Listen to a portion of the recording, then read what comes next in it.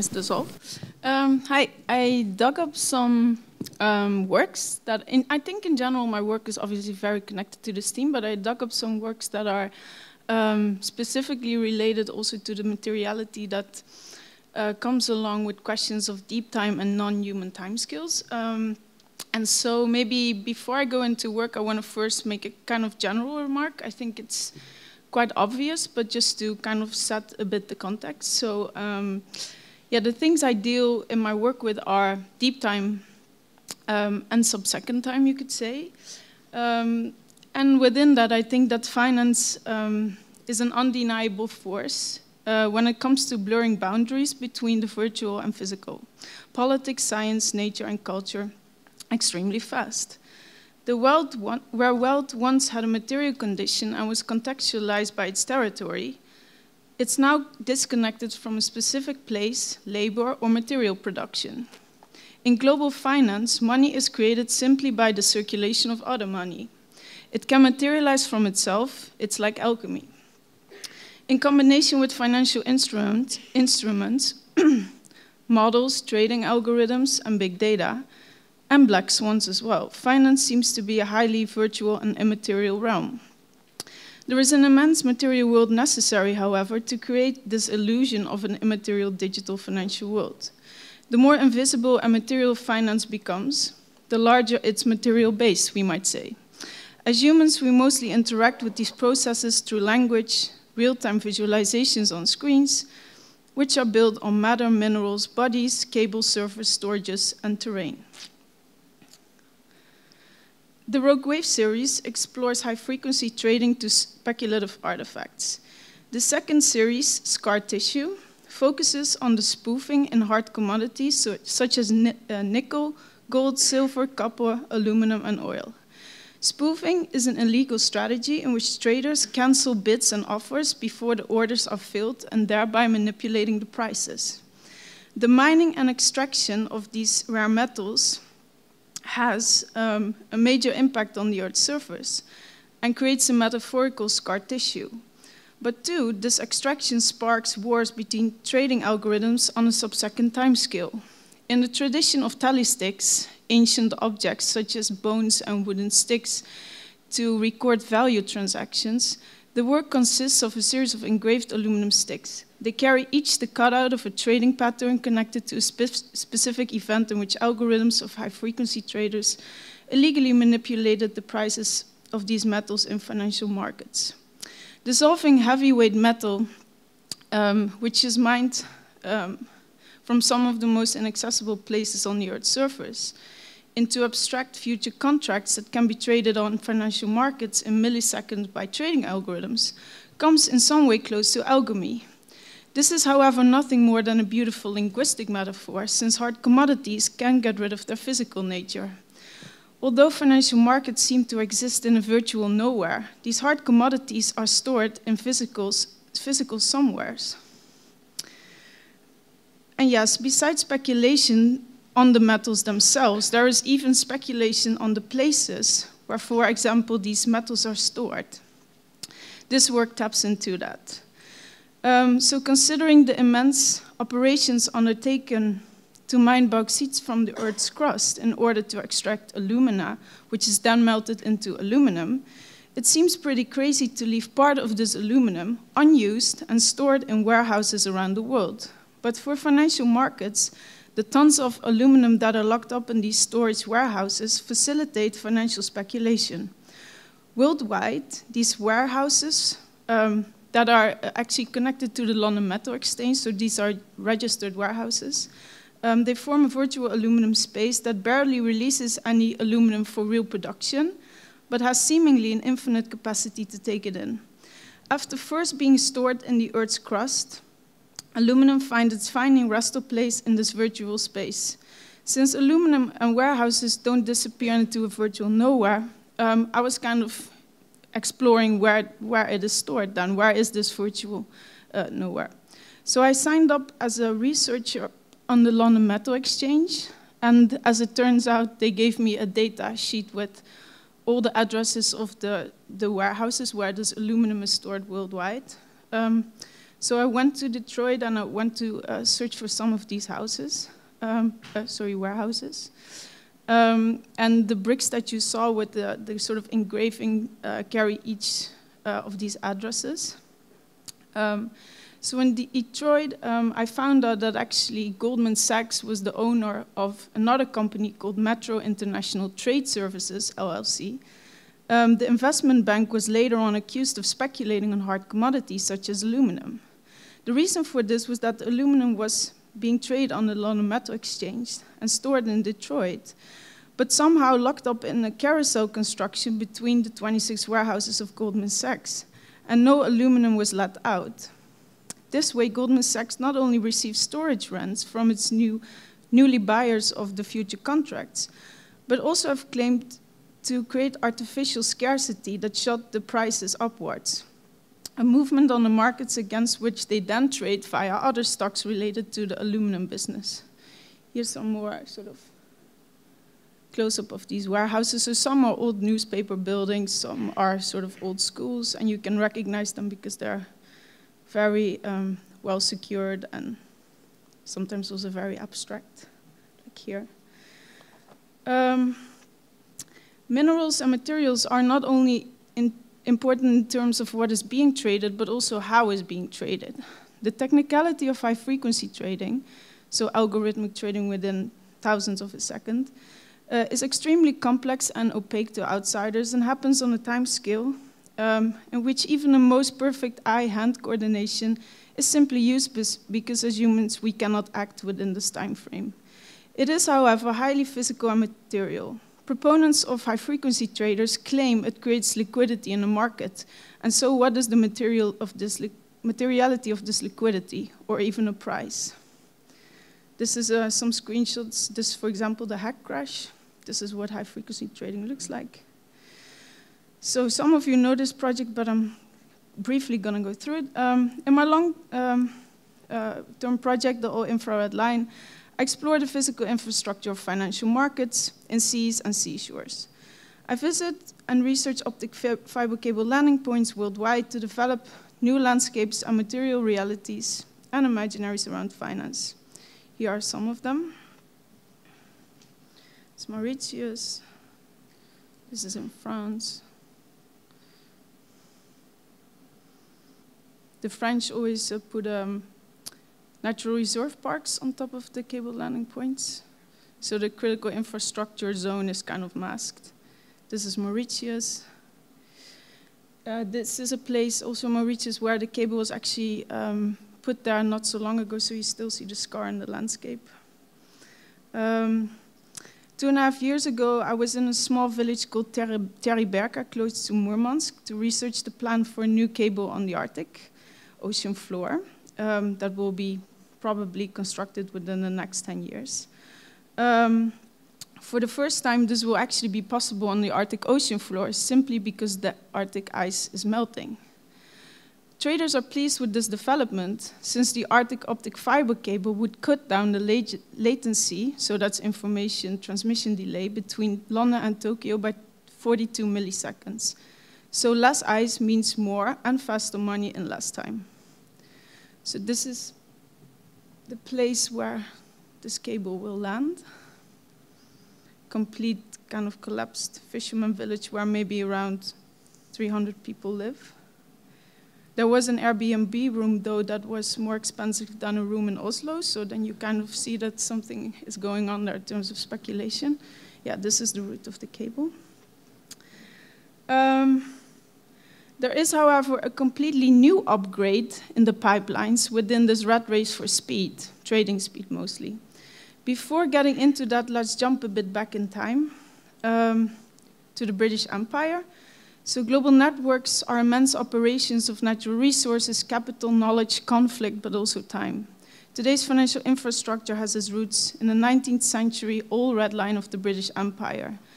This was the name of the early submarine telegraph line network that spanned the globe without going over British hostile territory in order to establish a faster connection and control between London and its colonies. Networks that allow signals to travel over the surface of the Earth manifest themselves as highly material, whether it's an optic fiber cable or a telegraph line. One of the key materials of the 19th century of this all-red line was Goethe Parker, a natural rubber from the Malay Peninsula that was used as an insulation of the outside of the submarine cable against the salty seawater. Goethe Parker was just like the cotton in mobile phones today, the holy grail for the new communication technology. The huge demand for Goethe Parker for submarine cables caused the Victorian ecological disaster in Indonesia and Malaysia, where hundreds of millions of trees were killed and species went extinct.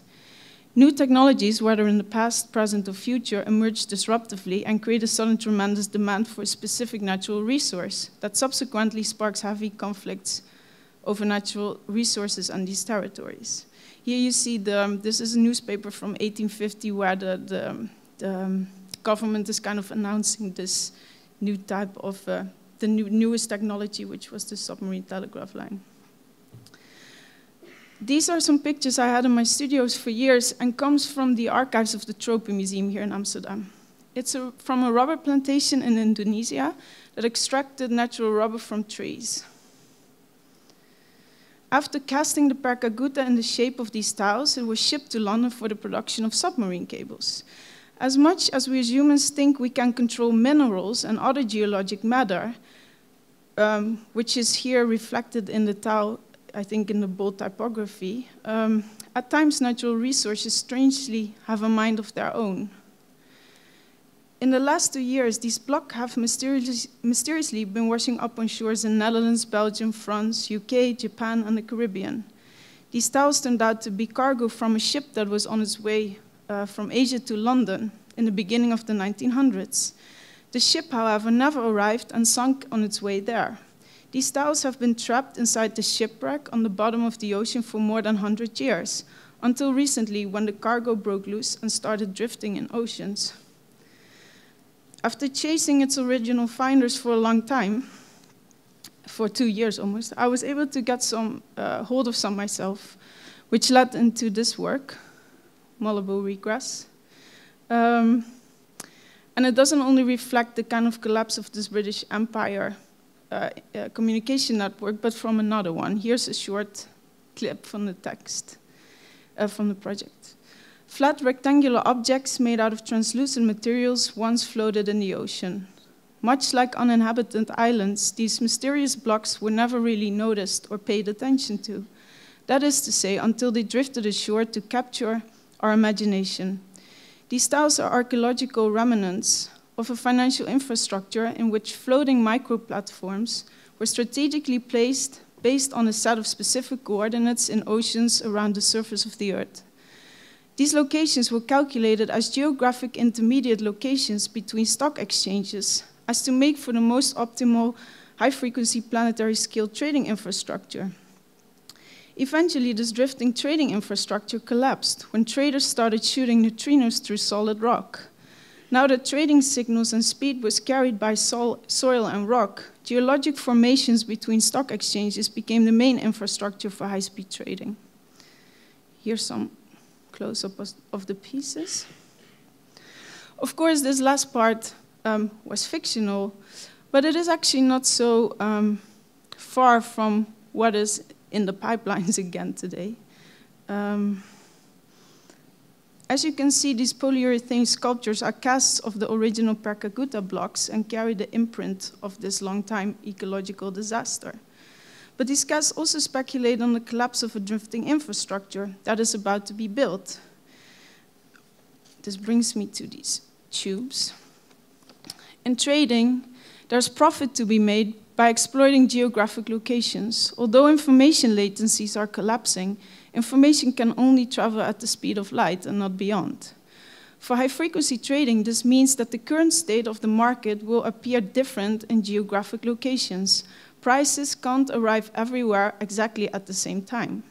There's always some delay dependent on the distance of the servers. Especially high-frequency traders can take advantage of this difference in between different stock exchanges. Now, since a transaction is still distributed in time and space, some geographic locations will be more advantageous over others. So where should the traders and their surfers go? Well, some of those coordinates are in these tubes and embedded in the casts. And they correspond to this map, which is a bit blurry. But this is a map that combines historical financial centers, current cable landing points, financial centers, but also reflects points of a treasure map, as scientists have called it. They've been eager to answer the questions of where traders should position the servers at the most optimal coordinates between stock exchanges. Scientists call this relativistic statistical arbitrage. For high-frequency traders, it's not enough to know what the price of a stock is in London. You also want to know what the price is in Tokyo, so you can exploit the difference in between. This means that you don't have to be very close to the stock exchange, for example, New York Stock Exchange, the co-locations, but that you have to be exactly somewhere in the middle. Then you know about the correlation between the two prices and you can exploit it. In this map, these in-between points are represented by the small black dots, and the big black dots are around 50 stock exchanges. As you probably already noticed, many locations are at sea. So far, drifting utopias have never been realized. But this is changing now that financial markets are getting frustrated with being stuck on land. Now that high-frequency trading is pushing the physical limits of information and transmission around the Earth's surface, it's very likely that finance will be the most aggressive force behind seasteading in the future. Oceans will be stitched into the planetary computational infrastructure of trading and will be carrying financial seastats, which carry surfers that take advantage of their unique geographic locations. What about regulation, you might say? Well, here an interesting paradox comes into play. By the way, I cannot read this at all, but this is from the report of the scientists that calculated these locations. Some sort of alchemic image, maybe.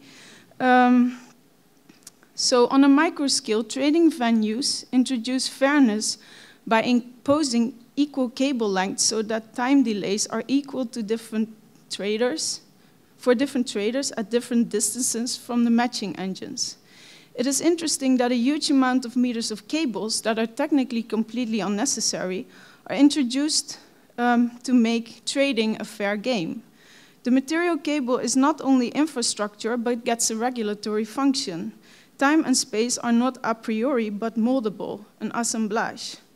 Who is the regulator in case of the treasure map that is aimed at outsmarting planetary space and time, and tries to merge trading networks with the laws of physics?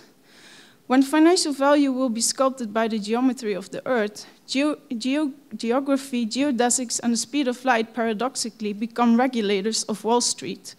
Or, as one researcher puts it, that Einstein's theory of relativity might be relevant to the regulation of financial markets would have seemed bizarre in 1999, but today it's no longer bizarre.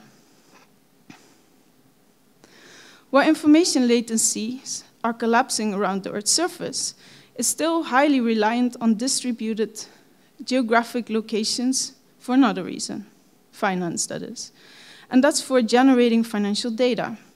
Trading algorithms constantly scrape all sorts of data from news sources, social media, TV, databases, to make informed decisions to buy or sell. With the recent development of local shoebox satellites, also named CubeSats, 10 by 10 by 10 centimeters, another data source has become available, real-time satellite footage for financial markets.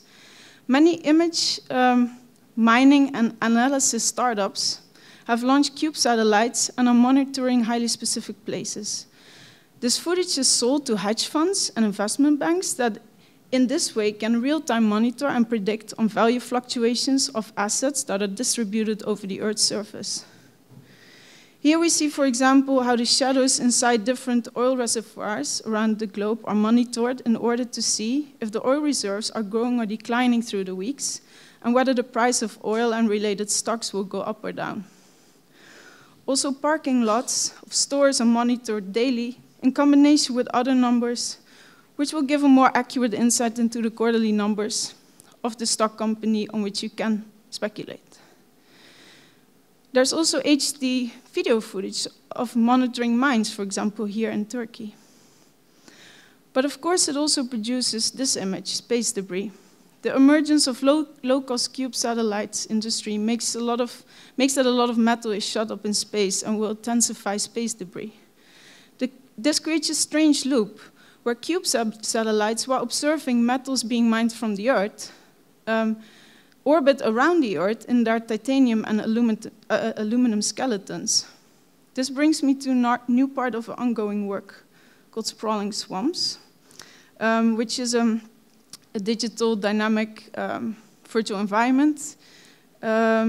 It's an ongoing project in which scenarios are constantly added, but also certain digital scenarios are kind of materialized in other forms of work. Quickly, a snippet from that. Horizon Relapse, Festive Town, Chronic Shoal, Empty Cache, Twin Raft, Swamp of Forked Tongues, Bootleg Tribunal for Non-Humans. Loopholes within loopholes. Sprawling Swamps is a series of fictional infrastructures dispersed within the cracks of contemporary financial geography that operate on a technological, legal, and social level.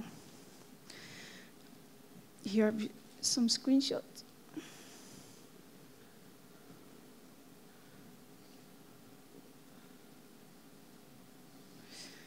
Located on swamps, waves, ice, and shifting shorelines, these infrastructures simultaneously question the notion of value as well as the binary presumption of land and water, which basically become ineffective on these unstable terrains.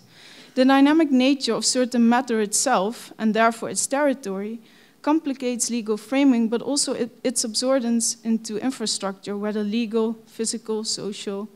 When territories melt, erode, or drown, it becomes unclear what is to be governed. It is from this ambiguous condition that sprawling swamps underpins exhaustion, regression, gossip, empathy as new forms of value. Here are some of these locations that are used. For example, submarine volcanoes that erupt that produce an island that maybe only exists for 8 months. What happens with that kind of status if it's without, or legally, if it's not within national waters? But what's also quite interesting is that the imagery of these places is of course totally not stitched into this HD image production. So it's always this kind of patchwork of very poor footage in order to kind of construct the visualization of these places. This is a new scenario that will go in that work, Sprawling Swamps, and focuses on a specific location called the Danakil Depression in Ethiopia. It's located there at the white dot, northern Ethiopia, where I was earlier this year. Here's a slight zoom in.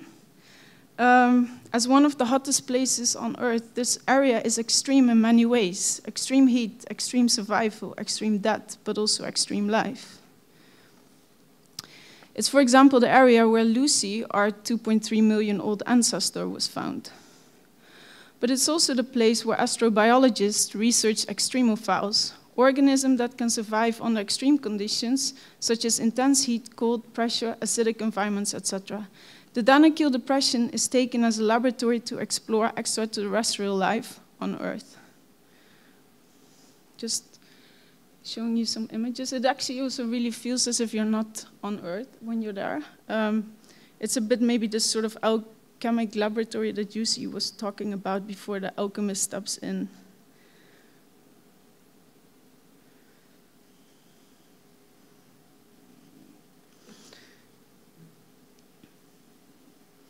Because this area is geologically and highly an unstable area, it is actually part of the East Africa Rift, an active continental zone that constantly creates earthquakes, but there's also this open volcano where you're like standing 4 meters away from this magma, which is a very intense physical experience.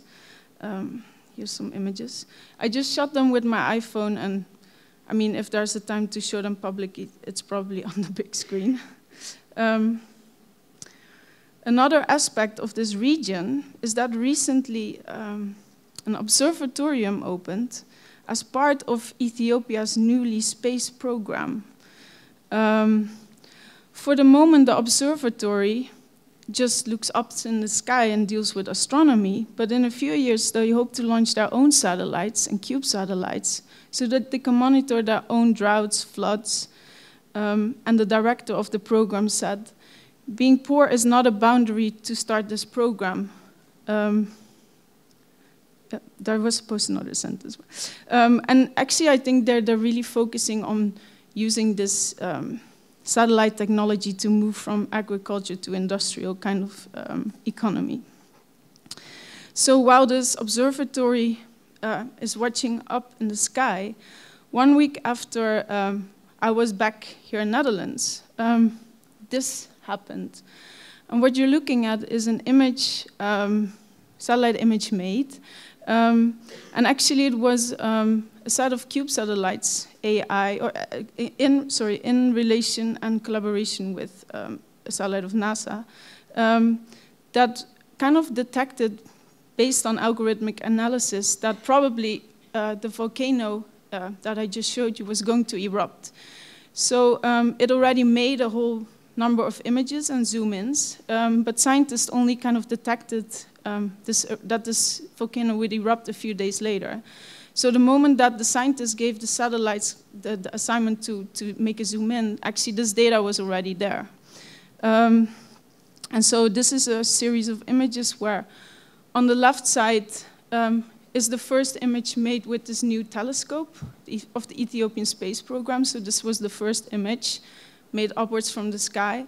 And the image downwards is, let's say, the AIs looking and documenting that volcanic eruption that happened within the same week. So the kind of image making crossed each other within 1 week, yeah. Okay, last thing. So what happens in this area as well is salt trading. So this is a salt desert. Salt trading goes on for 1,000 years in the same way. Caravans with camels come in, they carry blocks of salt out, and then there's this kind of other orbit of trade and value going on next to this kind of optical extraction orbit.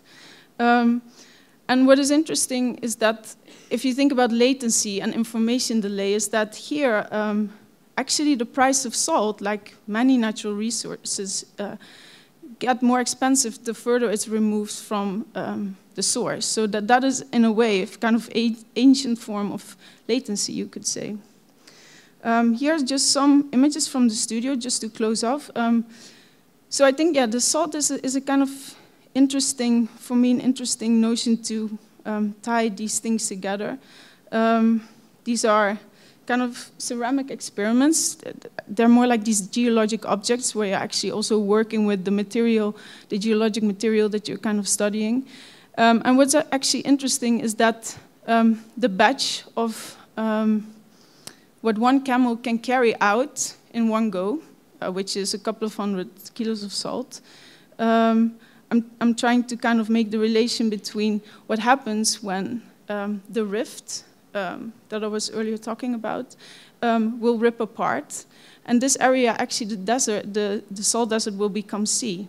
So in 2 million years, it's predicted that the African continent will split in two, and that area will become sea. And then this amount of salt that's carried by these camels is kind of, you know, almost equal to a kind of solidified wave. So this is just some work in progress, but I think it's kind of nice to end with that. Yeah. Cool.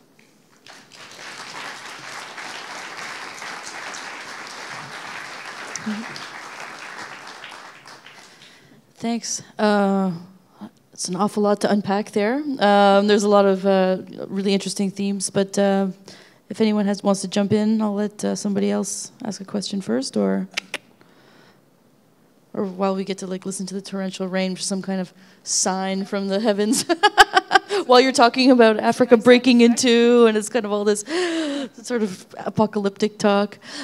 Maybe you could tell us a little bit more about because you mentioned something earlier about this, you included a fragment of fiction in the description of one of your projects about the geologic forms being built by the internet infrastructure, and you said it was fiction, but of course when you said it, I suspected it was, but I also thought it sounded pretty. Oh, now there's a good idea. Kind of thought.